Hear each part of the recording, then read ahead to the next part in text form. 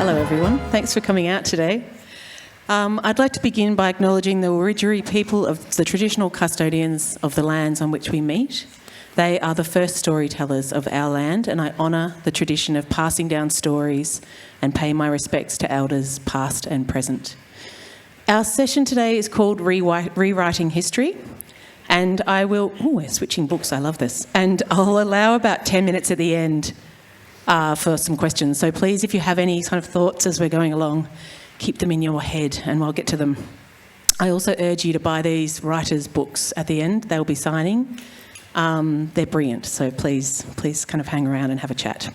So I'm Nova Weetman, and I'm going to be moderating this session today, and I'll start with an introduction of our fantastic panel, and I've got to switch my notes around because we've moved. Okay, so Katrina Kell was born in Scotland and moved to Australia as a child. Her award-winning writing includes historical fiction, 2 young adult novels, short fiction, poetry, essays and journalism. The unpublished manuscript of Chloe won an Australian Society of Authors Award mentorship, and Katrina's PhD thesis, Capturing Chloe, Reimagining a Melbourne Icon, explores the myths and volatile history of the iconic nude painting and its model. Katrina is an honorary research associate at Murdoch University. Katrina's novel Chloe is the story of the young woman who modelled in Paris in 1875 for what is now one of Australia's most famous paintings, and there it is, which is lovely. It's right here. Julie Janson, in the middle, is a Burra-Barangol woman of Darug Nation, living on the south coast of New South Wales. She is a novelist, playwright and poet. Her novels include Compassion, Maduka the River Serpent, long-listed for the Miles Franklin Literary Award 2023, and Benevolence. Julie is co-recipient of the Udjuru Nunakal Poetry Prize 2016 and Judith Wright Poetry Prize 2019. Her poetry has also been published in Overland magazine. Her latest novel, Compassion, is inspired by the life of Julie's own great-great-grandmother, Mary Thomas. It's a roaming adventure of the complex and dangerous lives of Aboriginal women in the 1800s. And our last guest on the end there is Aimee Gale. Aimee Gale's books include The Goodbye Year, for which she won the New South Wales Premier's History Award in 2023, The Other Side of Summer and its companion novel, I Am Out with Lanterns, the Eliza Boom Diaries series, Steal My Sunshine and Girl Aloud, as well as 2 middle grade collaborations, Elsewhere Girls and Outlaw Girls, that she co-wrote with me. Yes. Anyway, here we go. So I guess I'd like to start today with a sort of general question about writing historical fiction, because I think it's always really helpful to understand the parameters that writers are using. And this is a big question, so I apologise, but why is history the best way for you to tell any story, and why are you telling stories of the past? And I'm just going to start with you, Katrina, and we'll just kind of head along here for the first question. Yeah, sure. I think to understand what's happening now, I think we can just learn so much if we look back and see what's happened in the past. I particularly found that when I was doing the research for Chloe, because there were just so many resonances between what was happening, particularly in Paris in the 1870s, to what is actually happening on a global level now. And so I think, there's a wonderful saying, I can't remember what it was, but take 1 step forward, but always take 2 steps back, and then you'll kind of understand a lot more about the human experience. And things like that, people don't change. Sometimes that's a good thing, sometimes it's not such a good thing, as we discover when we do look back. And so, I think that's one of the reasons I would say I'm very passionate about looking at the past and understanding the history, particularly in this country as well. It's not only Paris that I look at in this particular novel. There's a very strong Australian story as well. And looking at the history in the early days of the 20th century, particularly here, was absolutely fascinating. And seeing how much we've learnt and how much we haven't is interesting. Where did Compassion kind of... Some years ago, I worked for Professor Peter Reid at University of Sydney as one of the Aboriginal researchers on a huge project called the History of Aboriginal Sydney. and I was paid to be a researcher for 5 years, just casually, part-time. Interviewed elders all the way up to the Blue Mountains and all the way up to Newcastle and down south towards the Illawarra. And in that particular period, I was able to research along the Hawkesbury River. So by interviewing elders along the Hawkesbury River and up to the Blue Mountains, I was able to interview Darug people. It's the background of my father's family. And I had so many insights into my father and why he was who he was, and his family, and the way the family suppressed their Aboriginality in order to survive. Dad would have lost his job in the fire brigade if he said he was Aboriginal. So I was really interested in answering those questions for myself, and because I was actually had the privilege of working for University of Sydney History Department, I was able to do this quite deep research, including in libraries and photographs and drawings and recording interviews.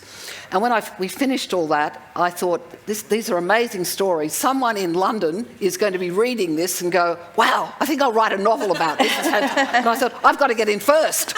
So I decided to write Benevolence, and I was going to write about Mary Thomas, my great-great-grandma, but I realised I actually needed, for my own understanding of her, to go back to the original traditional Aboriginal woman who gave birth to her, which is Mary Burns, of which we had no information whatsoever other than a marriage certificate. No birth certificate, nothing. So it took a huge amount of research to find out about her. But in that time, because I couldn't find much information, I began to make it up. Yes. And that's where the word historical fiction. I'm a terrible historian. When I do all the history stuff, I always forget the references, I forget what library I went to, I don't record this. I mean, I am terrible at it. But I'm good at interviewing people and understanding people and finding out their stories. So I was able to draw on that oral history and write Benevolence. And when I finished Benevolence, I found myself saying, oh, it's the beginning of a trilogy, because I was hanging out with Jock Sarong, who's just written a trilogy, and he kept saying he was writing a trilogy, and I thought, gee, that sounds good. You sound really professional. So I said, oh, it's a trilogy. And people go, oh, OK, well, when's the next one coming out? And I'm like, oh, good God, OK, I'll go. So I had to write Compassion, and now people are saying, you've written that, now when's the next one coming? I just actually asked her that in the green room. But, yeah. I actually love, in some of the interviews I've heard with you, you've sort of said, well, I'm just alternating between a crime novel and a historical fiction. The crime so you've novel, bought yourself some time, I think, before you have to write the third in the trilogy. Yeah, I've nearly finished it. I'll just take a breather before I'm too old. So, all right, Emily, it feels very interesting to kind of examine your co-writer. Imagine what she can say about me. Well, we're writing for children. We're trying to bring history to children. And for me, why history is so brilliant for children, how you can bring it to them, I think I'd have to go back to my history teacher when I was 14, who really completely changed my perspective of history and telling history. So in primary school, I went to quite a strict convent, and we did kings and queens and battles, and taking over this country and taking over that country in a very sort of, oh, isn't this wonderful Britain way. And then the poor were just this lump, the poor. They just could have went along from year to year, the poor. Didn't know anything about them. They were just being dragged through history. And then at 14, had this amazing history teacher, always wore this exact same green jumper. And he told us the history of British colonisation from a completely new perspective to us, to tell us the effect of it on the people that Britain had colonised. So starting with the British Isles. So what was it like when England went into Wales and changed every single sign from Welsh to English and banned the speaking of any language in any school or the teaching of any language? And he said to us, you have to understand who is telling the story. History is not just this one thing that one person can tell, and that's the story arc and that's the truth. It matters who's telling the story. So I think that's why we decided that we wanted to write time-slip stories for children, so that we could tell them a bit about history from a different perspective that they perhaps hadn't heard before. So that's what we're trying to do, isn't it? Yes, but I do find it interesting that, I guess for you, Julie, history is a way into... It began as a kind of almost an understanding of your own place, your father's place. And for you, Katrina, it felt like a much more specific kind of seeking out of a historical story. How did it start? Like, what was that first moment for you where you went, I want to understand Chloe in terms of who the model was, but also the connection to here and what that story was? Yeah, well, it began as a dream, so not from anything other than a very life-changing dream that I had. And once again, I was sitting in this very, very antiquarian chair reading a heavy volume. And when I turned the cover over, on the cover of the book was a title, and it was Chloe's Child. And then underneath that was my name. And I'd obviously written this book. I opened the book, and as the pages fell open, a sulphur-crested cockatoo landed on the pages of the book, which immediately signalled to me this is some sort of very Australian story. So I spent the following morning trying to decipher this dream. I was completely perplexed, and I didn't know anyone called Chloe. And then all of a sudden, I had this memory about a conversation I'd had many, many years before. And it was with a young man who had returned from Melbourne, who was to later become my first husband. And I was... I've only had two. Many husbands. I've only had two. The second one's sitting right in the front row, so I better be careful what I say. So I was a young art student at the time, and so I was pontificating about all this amazing art studies I was doing. And Neil said to me, "Oh, you must go and see Chloe." And he said, "It's in a pub in Melbourne." And I said, "Aha, so it's that sort of painting." At which point he got very indignant and said, "No, it's this magnificent piece of, as he described it, classical art."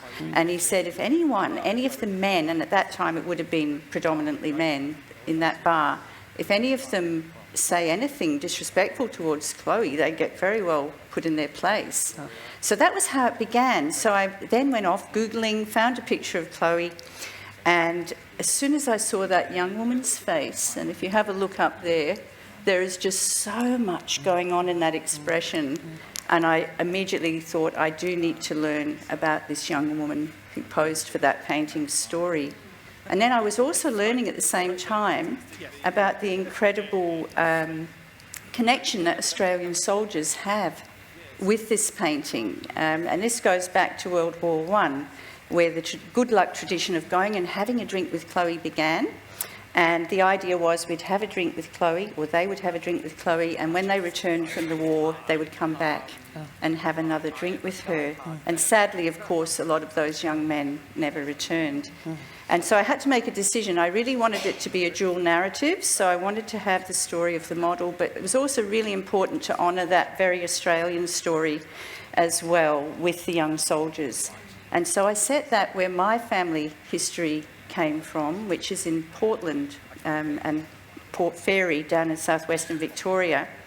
And also the origin story for that particular family is here in this particular region around the Kiewa River, around the Murray River.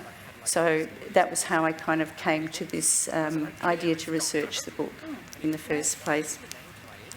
I guess what I'm interested in as a if you read historical fiction and reading all of your books, well, not your book, Emily, because I helped you write that, but reading Compassion and Chloe, it's very odd interviewing. Anyway, that's okay. Is how much I felt like I was in the story, and to do that as a historical writer, I think is very hard because you are having to not only create your character, you have to kind of imbue the voice with the time to in order for your reader to believe that. And I think reading Compassion, I felt like I was so in the world of your protagonist. So how do you do that, Julie? Like you've woven words, you've woven language, you've kind of married this character of who's well read and who's an English speaker and who understands culture, also who is desperate to be part of her black history. And so how do you do that? How do you kind of sit in her head? Look, I think it's quite a complex thing that we do when we write historical fiction. One, you have to really have done the research and have an understanding so often so you can throw out the historical details, but nevertheless you have to have an understanding at the time. And reading people like Charles Dickens, to get a sense of the language and the rhythm of the language, and or Australian writers who wrote in the late 1800s, but to get an ear for the language, but also in my case I've got to do the juggling act of bringing in Darug words as well, and which I think is really important. It's an obligation for Indigenous writers is to attempt to have some Indigenous language within their books, because if we don't use the languages will really and truly die and don't exist at all. So if it's in a published book, at least we know that we're doing our bit about, in my case, the Darug language, which is not a living language. But look, it's extremely difficult to write a historical novel. Much easier to write a crime novel if you're thinking of writing something, the genres. But sticking to a genre really suits me because there are rules in a genre. And I did find in writing the revelation that I found in writing Compassion, which is a sequel to Benevolence. Benevolence I wrote in past tense third person. Present tense. It was terrible. Anyway, look, I'm not saying the novel was terrible, but it was quite difficult. And then I had this revelation: I'll write it in first person. I've never written anything in first person, and it was like lifting the lid off, and I felt this tremendous freedom to her to be as revolting, as sexual, as outrageous and as naughty as I'd like to dream I might have been once. And so it kind of released something in me, and I wrote quite quickly. And also being a playwright, I've got a good ear for language and a good ear for dialogue. And sometimes an editor will say, look, we think there's too much dialogue on page so-and-so and so-and-so. We'd like you to cut out 2 or 3 pages of the dialogue. And I go, absolutely not. You're desperate to be published, but cut anything else you want, but I'm not touching the dialogue. They say, well, just a little bit of it. And so you take about 1 sentence out.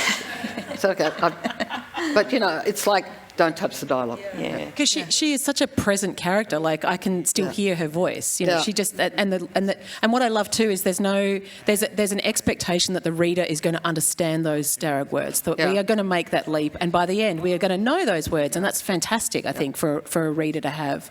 So there is something urgent about the fact that it is in first person, and obviously Kate Kelly is also written. You've also written in first person with Kate Kelly. Yeah, but you've had to time travel Kate Kelly. Yeah. So Outlaw Girls is a time slip novel where Kate Kelly is the real person, and then there's a fictional character from now, and they time slip through time together. So Emily's had to write a character from 1878, but bring that character forward to 2024. So how do you, because you're then understanding how to become Kate Kelly, but also how to have Kate Kelly in a contemporary context. Yeah, and you're also having to think of your readership, which is 10-year-olds. So you've got to have that balance. You've got to have that recipe with voice. So I think it was a no-brainer for us to choose first person because we're inviting children to deeply experience what it's like to live as somebody else for the length of a novel. But then when it comes to that secret recipe for voice, there's a lot of decisions that go into it. Your part, or Nova's part in the book, is the character of Ruby, who is a contemporary character. And Nova wrote the first chapters of this book and then sent them to me. That's how we do it. We go through the whole novel like that. So I received Nova's chapters in Ruby's voice.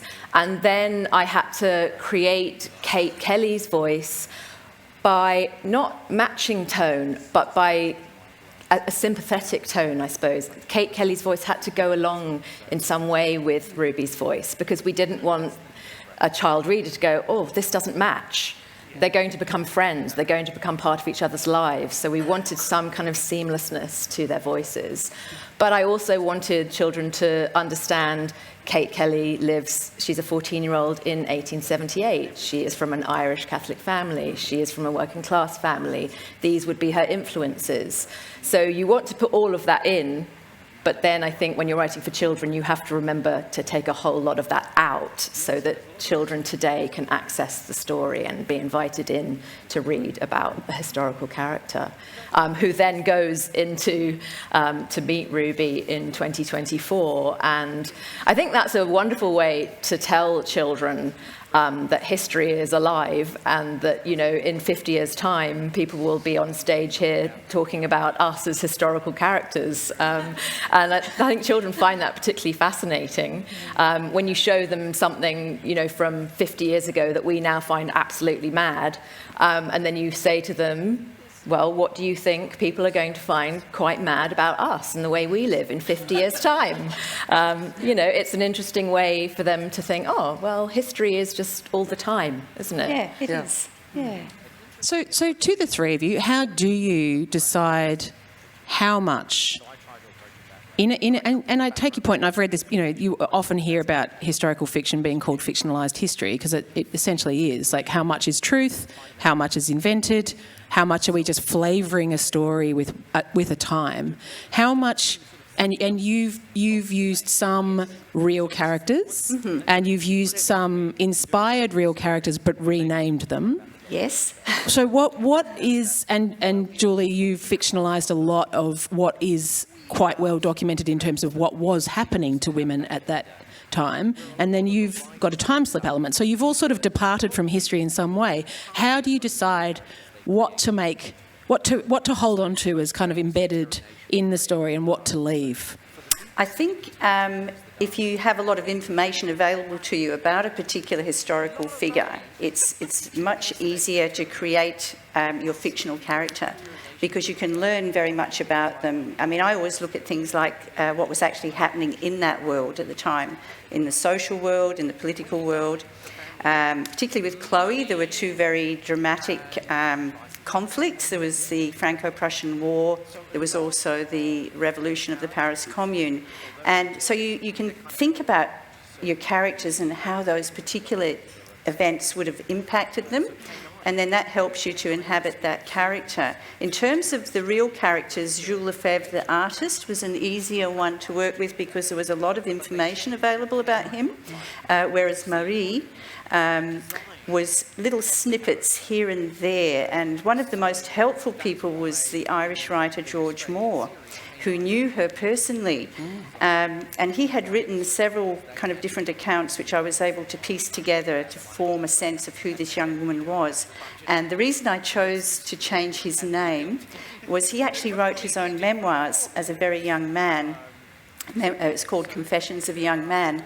And in the first edition, he actually used the name Dane to hide his identity. He was a very playful memoirist, so he was also known as sort of the great fictionaliser of his own life. And so I thought it would be quite a playful thing to do, to actually give him a character in the novel and use his own pseudonym. Yeah. It also gave me the poetic licence, and I think that's really important in historical fiction, to take his character into a few places where I didn't know what he was actually doing, but I kind of had formed a few opinions and theories around that. He was a very complex character, but very important within the novel in terms of revealing Marie's story. Because that's interesting, isn't it? Sometimes you do need, if we're looking at history, we do need to sort of have narrative elements, the same elements we would use if we were writing a contemporary novel.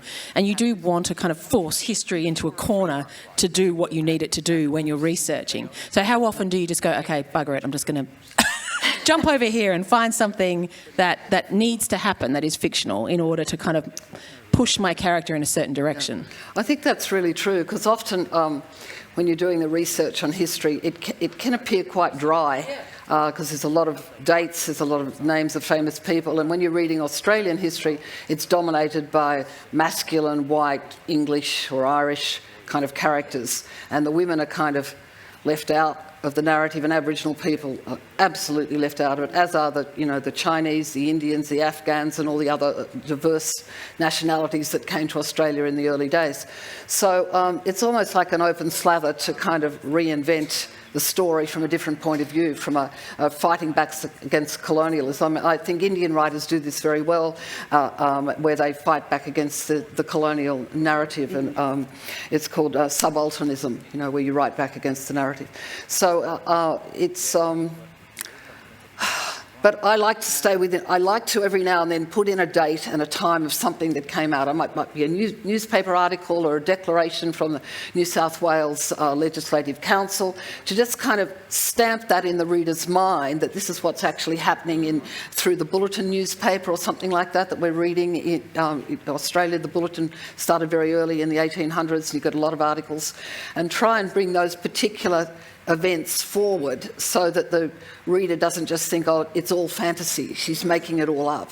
Yeah. But it's a juggle and a challenge, but it's fantastic. I could never write a history book. I'm just not smart enough. When Grace Karskens brought out her beautiful book, on the Hawkesbury River, the people of the river, she brought it out about 2 or 3 years after I wrote Benevolence, and I thought, damn it, she used all the same research that I had to do for like 5 years, and then she does all that research over 10 years, 100 times more thoroughly than I could ever even dream of it, and puts it all in the same book. And I thought, if only she'd done that just a year or two earlier, it could have stopped me from having to spend all those hours in libraries. I could have just read her book. That's so unfair. That's an interesting point, though, that you said then, that you want the weight of the story to mean something to the reader, and you do need enough historical evidence, in a way, in the story to give it that weight, don't you? Well, otherwise people, when I'm writing these Aboriginal, they just don't believe it. They go, no, Aboriginal woman bushranger. Well, look, one quick anecdote. I looked up on Trove to find Mary Thomas, put in the name Mary Thomas, 1850 to 1860. 3 things came up. The first one was she was up in the Magistrates' Court in Windsor for stealing 9 fowls. And after that, my husband Michael, if he saw me in a dowdy dress, he'd come up with his finger and write, she stole 9 fowls. And the next time, sure enough, there's Mary Thomas again. She's back in the Windsor Magistrate Court for stealing a herd of cows. And I thought, oh, she's going up in the world, Yeah. And then the last one, Mary Thomas came up again. She stole a herd of horses, which was a hanging offence, a hanging offence. And each time she got off. Her male assistant, or the man who worked with her, ended up in the Parramatta insane asylum where he died. And I thought, how on earth, that was the big question after finding those 3 pieces of evidence in Trove, how on earth did she get off? And I thought, well, my dad had the gift of the gab, I've got the gift of the gab, she had the gift of the gab. Yes. So I just decided she talked her way out of every situation. I actually love those scenes in the book because you do, as a reader, know that she's going to be okay. You have this, and it is because she's this incredibly good talker. Like, she's just so beautifully and she plays capable. I'm just an innocent young Aboriginal girl. Yes. She does that so beautifully, doesn't she? And you're just watching this kind of magistrate being completely kind of cuckolded by her. Yeah. Emily, how did you, because I know the amount of research you did. Emily knows more about the Kelly gang than anyone in Australia. Extraordinary amount of research. And well, it was very intimidating once we decided that, because it was actually Nova's idea in the first place to write about Kate Kelly, and then she suggested it to me, and I didn't know that Ned Kelly had an interesting little sister. So I think you sort of handed it to me like a little fire starter. Because that's what I do. That's what she does. I come up with an idea and then go, you do all the hard bit. No, but she knows that if I go down a few rabbit holes, then maybe we'll have a book. And I did write a very long research document because there are so many books about Ned Kelly, so many films, so many TV series and so on. It was very intimidating in the first place to take that on. But I was looking for Kate. Where could I find Kate? So the index of every single Ned Kelly book in the world. Kate, oh, page 17, great, there's 1 sentence about her. And, do that with every single book. And then gradually, newspapers were a huge resource as well, because she was so famous at the time in the Kelly family. And then obviously dropped like a hot cake and completely forgotten and ended up changing her name. She couldn't live as Kate Kelly anymore. It had become much too overwhelming for her. But yes, I did create this enormous document, and Nova kept saying, that's probably enough now, we don't need any, that's probably, this is going to be the longest research document in the world. But because we decide on story together, we plot together, and we decided quite early on our story is going to be about loyalty. That's the story we're presenting to children. What does loyalty look like? Something for them to think about. So then the only things that were important in the research document were things that pertain to that theme of loyalty. So then you can very easily go, well, that's not going to be in the book, sorry. It's very interesting, but it doesn't belong here. Because this is what we're chasing, a story about loyalty. Yeah, it's interesting, isn't it? I think often we think of historical fiction writers as holding on to history with great kind of tenacity and just using that to tell that story. But that's not what you're doing. It's a beautiful kind of weaving together of contemporary stories, of what you need a character to do and what you need a story to tell. But then people do love knowing which details are real. Of course. And children especially say to us with Outlaw Girls, is the bullet scene real? Is this scene real? And then it's lovely to be able to say, yes, she really did go to Melbourne and buy bullets. Right. But time travel, no. That bit's not real. Time travel, not real, no. And Katrina, you've chosen to write a kind of, I guess, because you've got multiple characters and your thread is this painting and the power of this painting. Yeah. So I guess third person sort of made sense. But did you at any point go, I just want to, Marie is the model that is Chloe is based on. Did you at any time just want to get really into Marie and just sort of run away with her? I felt like she was such a fantastic character that... It's interesting, very good question, because when I first started the early drafts, I had actually written Marie in first person. And it just wasn't working. It just wasn't working. I just couldn't get her voice. And it was just at the point where it's a wonderful thing you can do as a writer. You can actually suddenly make a decision. Okay, I'm just going to rewrite this. I'm going to try a different tense. And as soon as I started putting it into third person, it just opened things up so much. It allowed so many other things to come into her perspective, rather than keeping it as just a very, very limited first person. So I think in that sense, I felt more connected with her character once I started putting it into third person. I was also very conscious of the fact I also wanted to share the story of the young soldiers who had this very interesting family connection with the painting. So it was about that, getting that balance between the two stories. And also, I think with Marie's story, it was just so complicated in a sense because of the background that she came from and what I had learnt about her. So there was all that research that was required to understand the women's role in the Paris Commune and just how much that actually would have been still affecting Marie in 1874, 1875, when the painting was created, which was enormously, because there was a huge government kind of crackdown on women's organisations, anything to do with women gathering together. They were being spied upon because they were basically being called petroluces, which was the petrol carriers or paraffin carriers that had been responsible for the fires, which had, destroyed a large part of Paris. So that was what really interested me about her character and how she would be able to rise from that in some way and end up using her role as a model to empower herself in some way. Oh, you've brought us beautifully segued. Thank you. I do want to talk about, because you're always looking for links across books, I think, on a panel, and I think for me the greatest kind of connection of these books is the portrayal of young women in many ways, of how, I guess, you've each created these kind of female protagonists who are all pursued at times by police, by men, and they're tasked with surviving. They're surviving misogyny, they're surviving poverty. There's a lot of kind of links of poverty across the books and brutality of the times that they are living in. And I guess I'm really interested in knowing if you think that writing historical fiction gives you a freedom and a kind of a license to explore these themes of misogyny and poverty and class in a way that is different than writing contemporary fiction.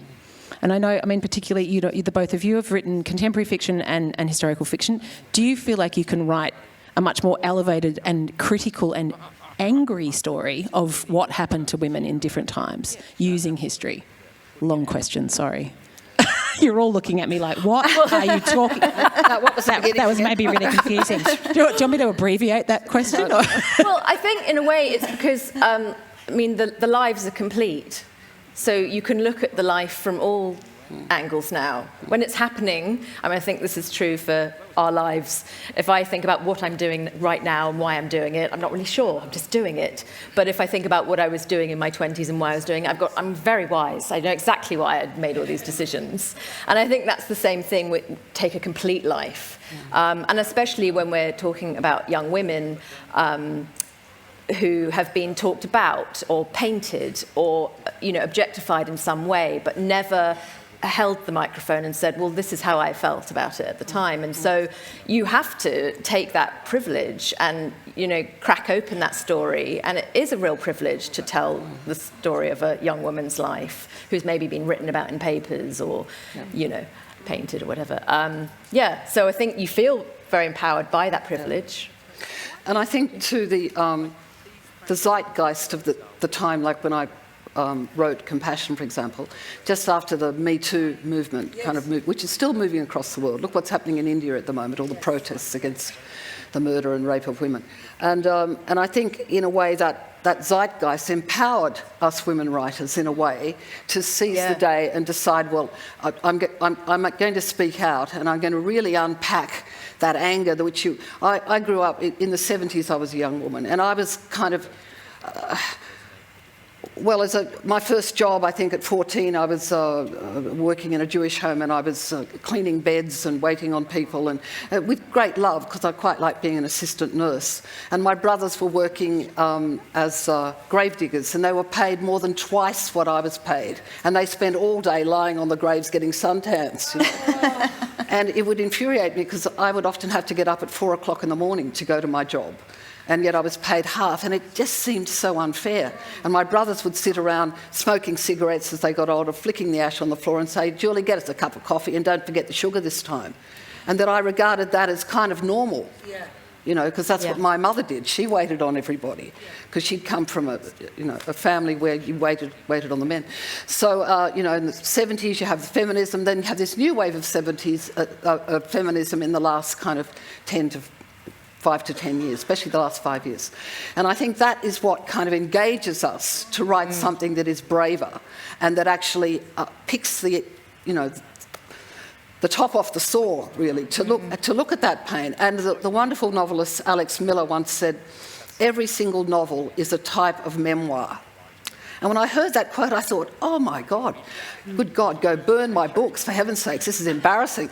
But in a way, it's kind of true, because you do actually, you crack down into some of the things that have happened in your life, and then you create them in another form with another character, but you're often uncovering something that's quite a deep kind of wound in your own life. Like, I was a single mother at 21. One day I was out on the road hitchhiking. I had nowhere to stay that night. My brother was schizophrenic and threatening to kill my mother, so I couldn't stay in the house. My father was dead. I was out on the road hitchhiking with the baby, and someone pulled up in a car, beautiful young woman with blonde hair. He saw the baby and he swore at me something like, some horrible words, and drove off, like, leaving the dust in my face. And I stood there and had that moment straight out of Gone with the Wind. I will never be hungry again.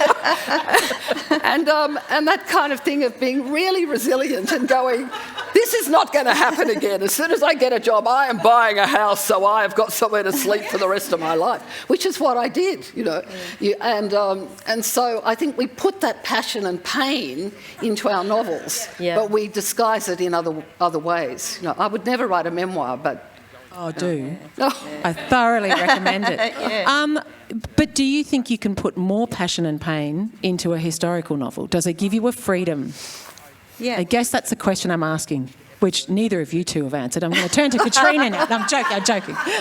I'm getting bulky, sorry. Katrina. Yeah. Katrina's nodding, so I'm going to go to her. I think so, and I totally agree with everything you said, Julie, because I think there is always something that you're trying to deal with yourself that you're doing in your fiction, and I had a lot of that sort of rage as well, having also grown up in the same period. Yeah. And so I guess in a way it's a way of vicariously having a chance to do it again, but, through your character and empowering that character to perhaps act in a way that you wished you'd been able to act and didn't in various situations as you're growing up. Yeah. So there is an element of that autobiography that sneaks in, even though it is historical fiction, and I think that is very, very true in the case of Marie's story. There's a lot of, even though I wasn't part of, the Franco-Prussian War or the Paris Commune, a lot of the time it felt, as I was growing up, I was constantly fighting these battles, just to be heard, just to have a voice. And I think that's where historical fiction is great, because it gives you that distance, I think, and even for your reader as well, where you can actually, in a way, recognise these things, but it's in a way that feels a little safer, perhaps. I don't know. That's just the only way I can look at it. But you can see yourself and think, I've experienced that, and it's a way of digesting it, perhaps in a safer way. But you can go a lot further in the historical fiction genre. Yeah. Because you have all written survivors. I mean, the women that the three of you have written are survivors, and what is happening to them is brutal in all cases, really. And they are at the whim of men constantly. So I do think they're interesting kind of thematic links, I think, across the stories. They can also have quite a good time. Oh, well, I think your character has I think Nellie has a fantastic time. Oh, do you want to speak a bit about that, Julie? Because she does. It's like I read someone had written about Compassion, and they said it's a romp, and I thought, oh, interesting, because there is quite a lot of. I mean, there is a lot of kind of sexualized. And I love this too. I love this sense that you can create this fantastic female character, and Marie too. You've both written sex scenes, not for a 10-year-old audience, so you haven't. But the two of you have written fantastic characters who are sexual beings, and I think that's a wonderful kind of thing too. Yeah, of course. But I think often not written, maybe, for women, for young women, possibly. Yeah. Was that acutely in your heads when you were writing these characters, that you sort of did want to... Yeah, definitely. And I think particularly in Marie's case, it was challenging, because what I learnt about her was it was really hard to decide what her sexual orientation was. And it's very likely she was bisexual. So, I have to kind of approach that in sort of a subtle way throughout the novel, without kind of going there completely, and then exploring, how would she have reacted at that time in history? What would her experience have been? And at a time when young women are often expected to just be completely sexually available, and to try and avoid that with this particular character who is trying to make her way in the world in a very different way at that time. And it was lovely to also be able to look at, the fact of Dane's character, and there's a lot of evidence around George Moore. He also was very much confused about his sexuality, and even his actual gender identity. And, so I thought that was a wonderful way of looking at that as well in a historical context, because it is so topical. And yet, in historical novels, we don't often get a chance to look at that as well. Whereas I think for us with Kate Kelly, we were almost taking out the sexualisation of Kate Kelly. And that was a great opportunity to see her as a 14-year-old girl who loved horses and loved her family, and was not, making eyes at so-and-so and having this illegitimate baby, or, all the different stories that have been told about her, that certainly weren't told by her, but were said about her. And we could sort of make her back into a 14-year-old girl who had her own dreams and ambitions, but was absolutely thwarted in those by being a member of the Kelly family. But I think you can also use sexual imagery or sexual scenes for humour. And I think it's underused, in Australian historical fiction, most probably. I have a scene where a matron of the women's factory, the female factory out in Parramatta, and I make her quite kind of something straight out of Charles Dickens. She is horrific. She's a horrific character. Mrs. Stratham. I can picture her. She's very bosomy, and she, and quite lascivious while being extremely strict towards all the poor young women who are underneath her whip, as it were. But I like to give nuance to characters, not just, all white people bad, all black people good, all women good, all men evil and chasing women. I mean, really, come on, it's boring. We have such different manifestations within ourselves. So I'll just give you one quick scene about Mrs. Stratham. Mrs. Stratham meets a reverend of the church who comes to the female factory to pick up some of the babies and take them away and put them in the orphan school, where they all promptly died, I might add. But anyway, he's taking away a basket full of babies, and Mrs. Stratham is there with her big bosom and her long black gown, and she's got, her little whip on the side, which she put hooks on the side, and she walks up to the, licks her lips and says to the reverend, and would you be wanting intercourse? And he goes, madam, wash your mouth out with soap. And she says, the intercourse of conversation. And he just stares at her and she says, only threepence. And you're like, and yet she's a married woman and she's the matron, And later on in the novel, I love that moment in a novel when you've spent a year and a half on it or 2 years on it, and what I call the weaving, where you begin to weave certain characters. You've maybe got 17 different characters, and you suddenly realise that, hold on, that character at the end could also be the character at the beginning. And you begin to weave them into the story, and it's like weaving a wonderful carpet. And so I bring Mrs. Stratham back at the end of the novel and have a scene where she's up on a ladder staring in the window. That's fantastic. watching them having sex. It's brilliant. It's brilliant. And so you can enjoy them. Yeah. You can enjoy history, historical sex. Yes. Sex through a window. I assure you. Wow, what we're learning today. It's extraordinary, isn't it? I do love that sense of weaving, and I think that that notion of bringing characters throughout the story and returning them, and there is a roaming sense of compassion, that it feels like it's occurring across a great amount of time, but these characters just keep popping up over and over again, and it's a beautiful way that we get to know a body of characters. Your book does it too, and even with Kate, like these kind of peripheral characters that how accurately do you need to portray the peripheral kind of cast, I guess? How much history goes into those? Your Marie is obvious. Do you know what I mean? Like it's just absolutely. I was very, very fond of Lucy Hamilton Hooper. Lucy Hamilton Hooper was an American journalist who actually revealed a lot about this particular painting. And so I really wanted to have her crop up in the novel.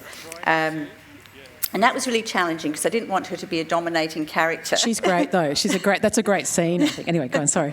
But there was a great scene which I'd actually written where she is in conversation with Jules Lefebvre and they're talking about Marie and what may have happened to Marie, according to the artist. And then I realised, I can't just kind of drop her in at the end of the book. And so it was kind of more research was required. And then I found out she was actually going around and visiting the different art schools. And that was a great segue into bringing her in, just in a very small way at different points in the novel.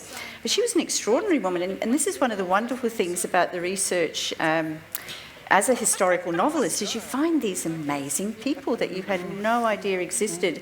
And she was living in Paris in the 1870s. She was writing for all these different journals in America, going to all the art shows, all the stage productions. She loved theatre.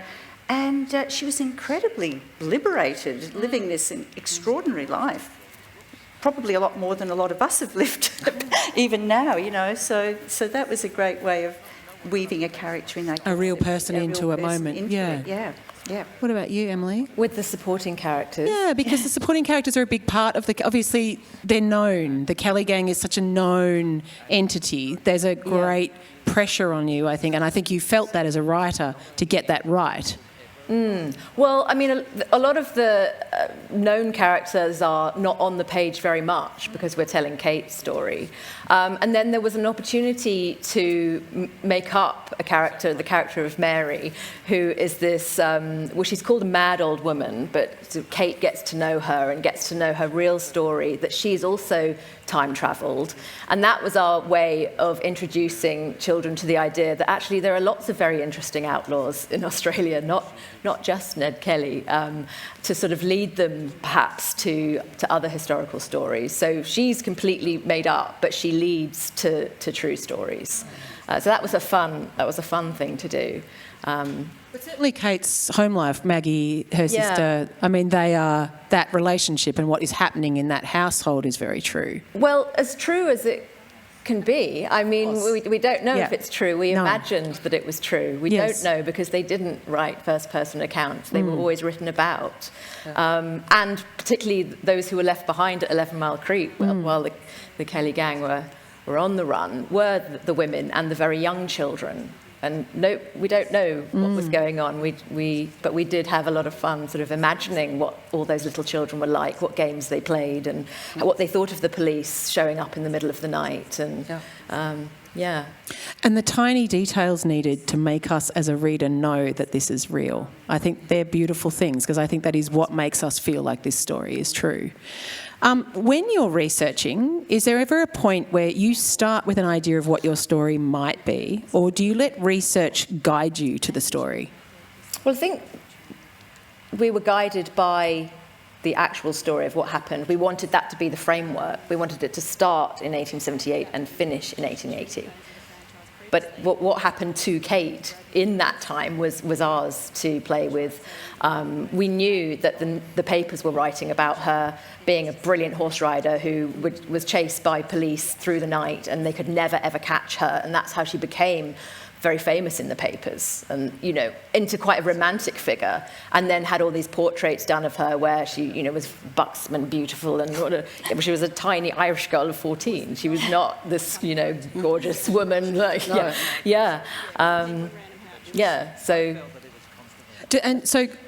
To Julie and Katrina, like, how much do you go into the story going, okay, this is the story I want to tell, and then you start researching and you think, oh, okay, you changed from first person to third person. Yeah, that's right.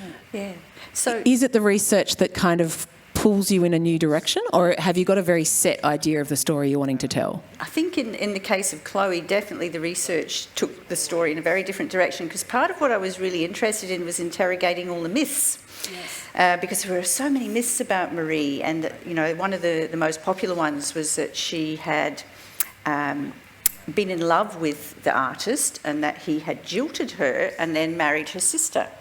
And which was, you know, very saucy story, which the men in the pub absolutely loved, and that this is what led her to a tragic end, and that she had consumed this brew of phosphorus matches, and because she was heartbroken. And so big part of what I was doing was trying to find out if there was any truth in that particular story. And then the more I sort of delved into it, realised that was all just a bit of nonsense, really. There were some elements that were true, but then it was about learning, I think really learning about what was happening in Paris at that time was a big game changer, and discovering all these amazing women at that time. And so the story then took on a very different direction and seemed a much more interesting story. What about you, Julie? Does history kind of... is it research that gives you the story, or the story that you go looking for the research? I think it's a mixture of both. You're going in a certain direction, and then you'll read some particular historical document and you think, oh my God, I have to send my character to Newcastle because, you know, it's such an interesting... the establishment of Newcastle is so interesting as a convict settlement in that particular time. And so I suddenly took my story, whereas the actual history of my great-great-grandmother was that she basically stayed in the Hawkesbury region, and so I actually had to change history in order to take her to a place that I found fascinating. And I also had some contacts with people like Professor John Maynard, an Aboriginal writer up there, who's a Warramai man, and he gave me quite a lot of interesting advice, although he did say, it's historical fiction, write what you like. So it was terribly unimportant and very uninteresting. Really? And when he read the book later, he said, oh God, I love your book, you know, so, which was very nice of him, very kind of him, because he's quite a political writer, really. But, you know, you sometimes don't know what's going to come out, and it can be a surprise, and you don't always cling to the facts. That's what makes it more exciting, I think. How do you know? I mean, you're all big researchers. How do you know when you've done researching and it's time to write? Oh, you're all you sighing tell at me. me. No, but I am not. Well, I am not the best researcher. Let's put it like that. You are a very good researcher. How do Well, you I know? love And it. you are not good at knowing when it's time to write. I'll say that for you. Sorry.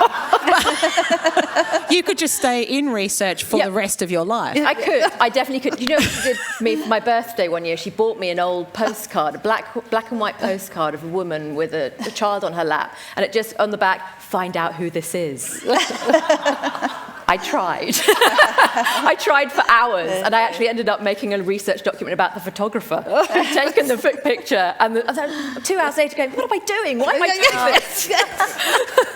I've got that disease as well. That's how well she knows me and what I'll do for research. Okay, so when I'm not around to tell you to stop, how do you Yeah. know when to stop? Like, what is the point? And this is a question for all of you, because I think for historical writers, research is illuminating. I mean, Julie, you're discovering all these things about, your father, your great-grandmother. You've just learned, the amazing things that you're learning. Yeah. How do you stop the research? Well, I researched Kate's entire life, but then I always have to come back to, well, a 10-year-old, I'm not going to tell a 10-year-old that Kate died face down in a ditch. No.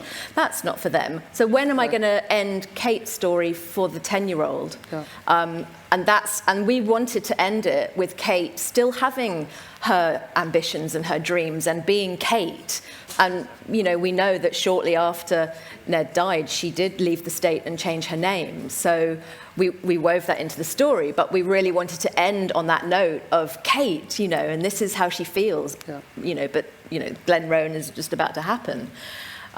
So I felt that I had to know everything about Kate that there was to know to then make Kate. But I knew that for a child, I needed to end the story there. So you can't start writing, and the books you've written with me aren't the only historical books you've written. So you can't start writing the novel until you know all of the research. Yes. Julie, are you researching while you're writing, or you've stopped the research? Is it a delineated process for you?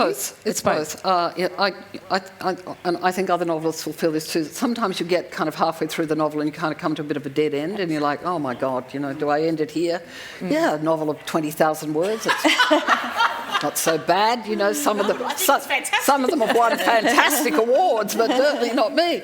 And I think, no, I want to write a nice thick book. I mean, if I'm going to pay $34 for something, I want a good read. Let's face it, I buy books by the weight. I mean, really, I'm not going to buy a little tiny thing, even if it has won the Giramondo Award. I'm not going to buy that. That is a great book, and you should read that. I haven't. I'm just going to say that right there. It's about taking a Chinese mother taking her mother to Japan for sushi. I'm not too sure that it was the subject that I would have written about, but anyway, It is lovely. Yeah. It won all the awards, it won all the money, and it's beautifully written. Anyway, how do we get on to that? Anyway, research. Research, yeah. Look, and so I'll do a bit of extra research in the middle of writing to get out of the hole.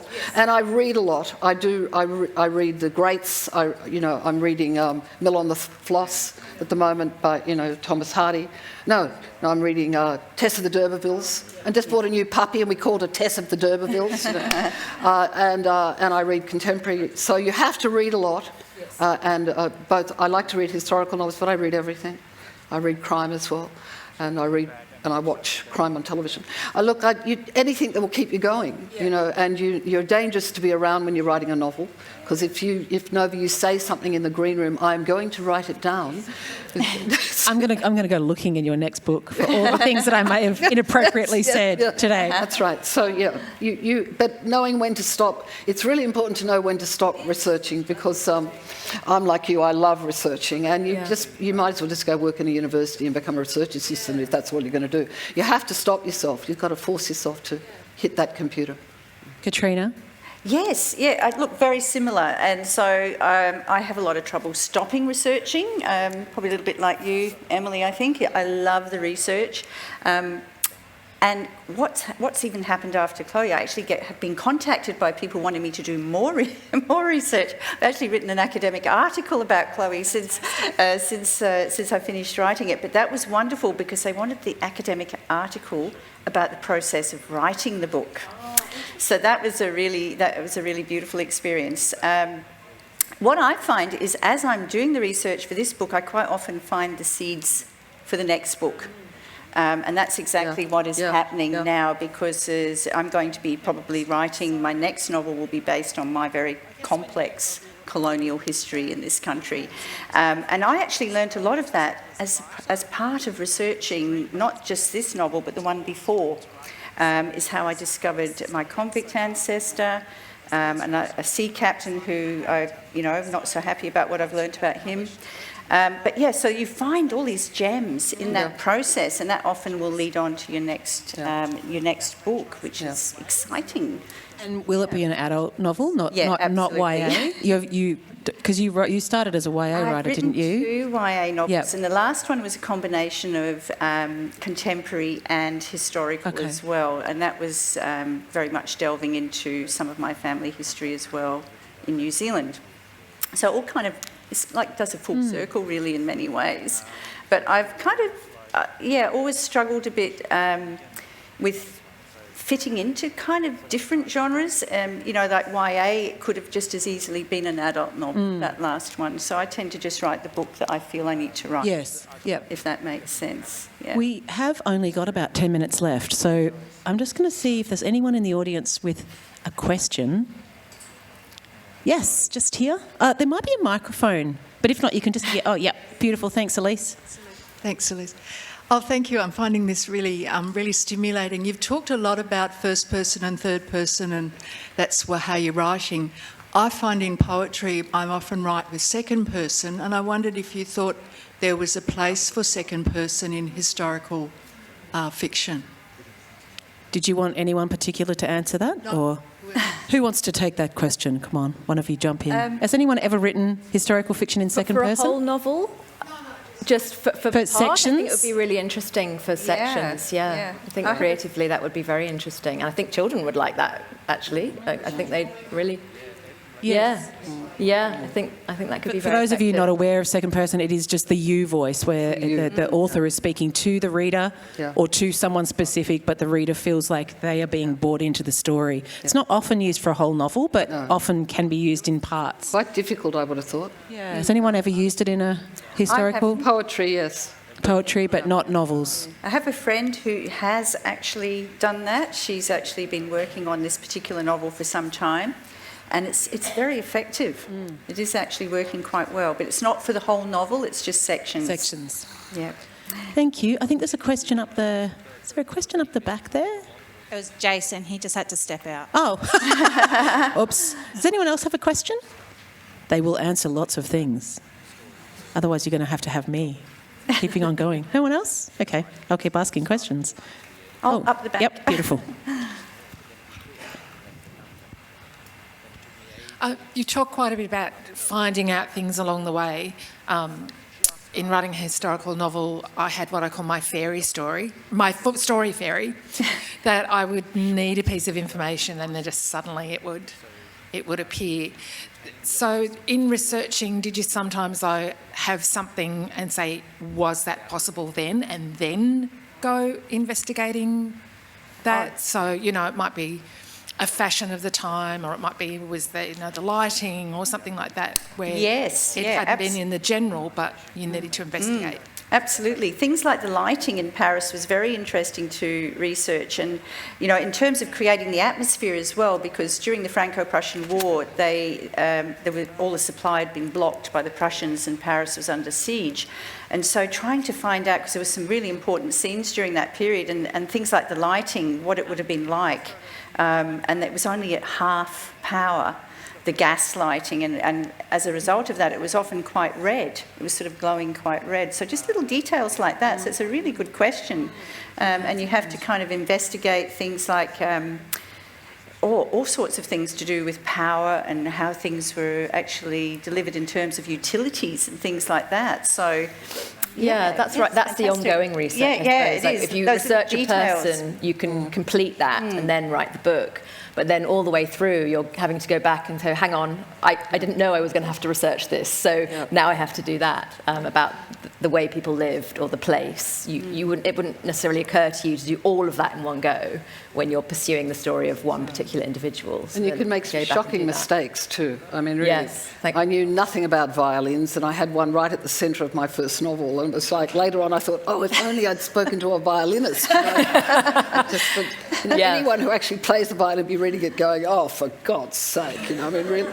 And same with horses in Compassion, there's so many horses. Yeah. And luckily I had a very good editor called Jane Messer, and she simply wrote this note. She said, Julie, when she stops with the horse, she's not going to feed it her corn, it's going to graze. We had the exact same thing with our editor, Jane Pearson. We've written so many horse scenes. I mean, it's very horsey. And we rode as children, but not necessarily, we don't have horses now. But luckily, Jane Pearson is very horsey. And so all the editorial notes were, this would not happen. No, this is not how you get on a horse. No. If you go down a hill on a horse like that, it's going to hurt.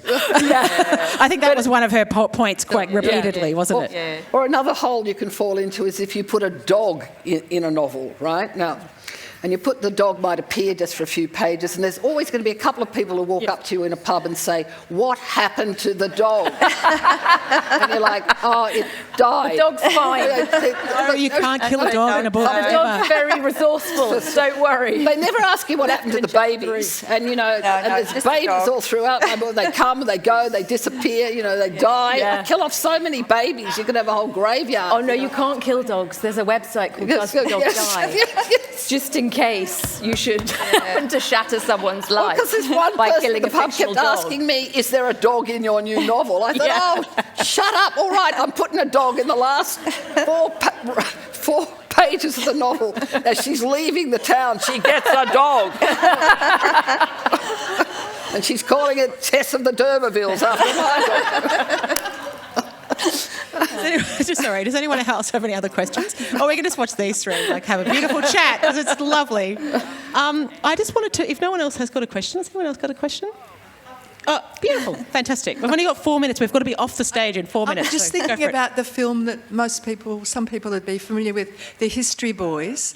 In that, I remember this line about the recent past is the most remote because events have not congealed. And I heard a little bit of that when someone was talking about on the panel about they're an expert on their 20s because they're not 26 anymore.